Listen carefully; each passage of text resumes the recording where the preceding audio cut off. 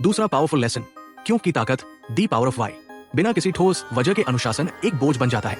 अगर मैं आपसे कहूं कि इस दीवार को तोड़ दो तो शायद आप मुझे पागल समझेंगे, लेकिन अगर मैं कहूं कि इस दीवार के पीछे करोड़ों का खजाना है तो आप बिना थके उसे तोड़ना शुरू कर देंगे। अनुशासन के साथ भी यही होता है।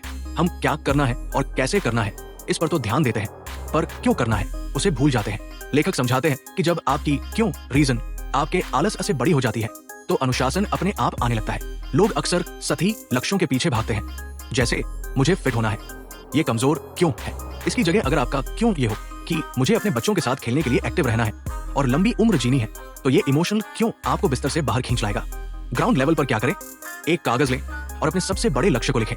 उसके नीचे 5 बार क्यों वाई पूछें। मुझे पैसे कमाने हैं, क्यों, ताकि मैं कर्ज मुक्त हो सकूं, क्यों, ताकि मैं अपने परिवार को सुरक्षा दे सकूं। जब आप उस आखिरी इमोशनल लेवल तक पहुंचते हैं तो वो आपका असली फ्यूल होता है। इसे अपनी डेस्क पर चिपका दें। जब भी मन भटके इस क्यों को पढ़ें। जब लक्ष्य साफ होता है तो रास्ता आसान लगने लगता है, लेकिन रास्ते में सबसे बड़ा रोड़ा है वो छोटा सा पल जब हमें चुनाव करना होता है। तीसरा कोर कॉन्सेप्ट, 5 सेकंड का फैसला। शेल्डन होवे एक बहुत ही प्रैक्टिकल बात कहते हैं। इंसानी दिमाग हमें बचाने के लिए डिजाइन किया गया है। जब भी आप कुछ मुश्किल करने की सोचते हैं, आपका दिमाग 5 सेकंड के अंदर आपको उसे न करने के 100 बहाने दे देता है। अभी तो बहुत ठंड है, कल से पक्का करेंगे, थोड़ी देर और सो लेते हैं। यहीं पर अनुशासन की असली परीक्षा होती है। अनुशासन लंबे समय के गोल्स के बारे में नहीं है, बल्कि उस माइक्रोमिनट को जीतने के बारे में है। अगर आपने वो 5 सेकंड जीत लिए तो आपने पूरा दिन जीत लिया।